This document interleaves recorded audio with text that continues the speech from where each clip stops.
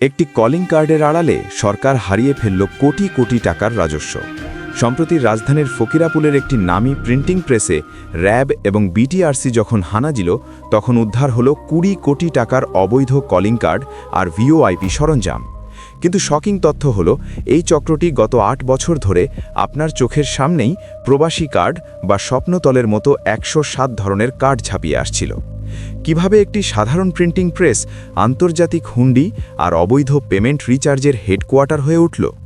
কেন এই ২০ কোটি টাকার সরঞ্জাম আপনার ফোনের কল রেট আর দেশের অর্থনীতিকে ধ্বংস করে দিচ্ছে?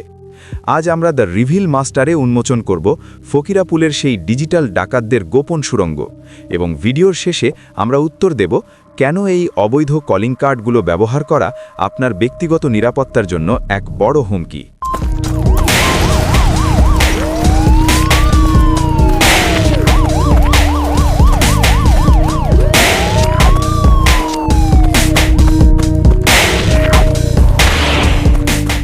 বিটিআরসি এবং র্যাবের যৌথ অভিযানে ফকিরাপুলের সেই আস্তানা থেকে আমির হামজা ও আলমগীর হোসেন সহ ৪ জনকে গ্রেফতার করা হয়েছে।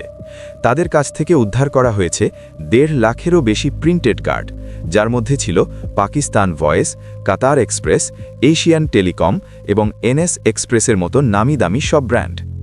এই কার্ডগুলো যদি বাজারে ছড়িয়ে পড়ত, এই ভিওআইপি জালিয়াতি এক সমান্তরাল অর্থনীতি, যা সরাসরি দেশের রেমিটেন্স আর টেলিকম খাতকে কুড়ে কুড়ে খাচ্ছে।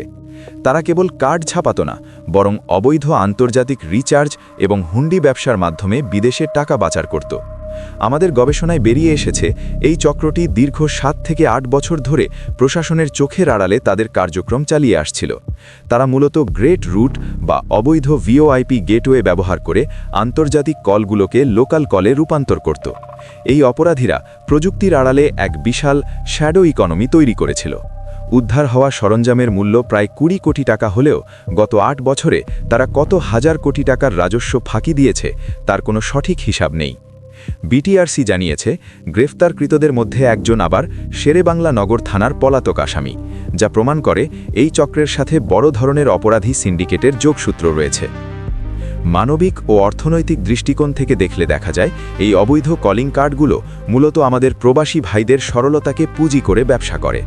প্রবাসীরা মনে করেন তারা সস্তায় কথা বলছেন, কিন্তু বাস্তবে এই কলগুলোর কোনো সিকিউরিটি এনক্রিপশন থাকে না। এই ভিওআইপি লাইনের মাধ্যমে আপনার ব্যক্তিগত আলাপচারিতাও রেকর্ড বা হ্যাক হতে পারে। হুন্ডি আর ভিওআইপি এই দুইয়ের মিশেলে তারা দেশের রিজার্ভের উপর সরাসরি আঘাত হানছে। ভিডিওর শুরুতে আমরা যে প্রশ্নগুলো করেছিলাম, এখন তার উত্তর দেওয়ার সময়। এই অবৈধ কলিং কার্ডগুলো আপনার নিরাপত্তার জন্য হুমকি, কারণ এগুলোর মাধ্যমে করা কলগুলো কোনো অফিসিয়াল গেটওয়ে দিয়ে যায় না। ফলে হ্যাকাররা সহজেই আপনার ভয়েস এবং ডেটা ট্র্যাকিং করতে পারে। এছাড়া এই কার্ডের মাধ্যমে লেনদেন করা টাকা সরাসরি হুন্ডির মাধ্যমে পাচার হয়, যা দেশের অর্থনীতিকে দুর্বল করে দেয়। রাষ্ট্র যখন ডিজিটাল নিরাপত্তার কথা বলছে, তখন ফকিরাপুলের এই প্রিন্টিং প্রেসের আড়ালে চলা ২০ কোটি টাকার জালিয়াতি আমাদের চোখে আঙুল দিয়ে দেখিয়ে দিচ্ছে যে প্রযুক্তিকে অসাধু কাজে ব্যবহার করতে উস্তাদ এই চক্রগুলো। পরিশেষে বলবো, সস্তা কলিং কার্ড বা অবৈধ পথে রিচার্জ করা থেকে নিজেকে দূরে রাখুন। সবসময় অনুমোদিত অপারেটর বা অ্যাপ ব্যবহার করুন, যাতে আপনার এবং আপনার দেশের নিরাপত্তা নিশ্চিত হয়। দ্য রিভিল মাস্টার চায় এই ডিজিটাল জালিয়াতির প্রতিটি শেপড় উপড়ে ফেলতে। আপনি কি কখনো এমন কোনো কার্ড দিয়ে বিদেশ থেকে দেশে কল করেছেন? ফকিরাপুলের এই অভিযান নিয়ে আপনার মন্তব্য কি? কমেন্টে আমাদের জানান। এই ভিডিওটি শেয়ার করে সবাইকে সচেতন করুন। প্রযুক্তির আড়ালে লুকিয়ে থাকা এমন আরও সব ইনভেস্টিগেটিভ ভিডিও পেতে আমাদের সাথেই থাকুন। ধন্যবাদ।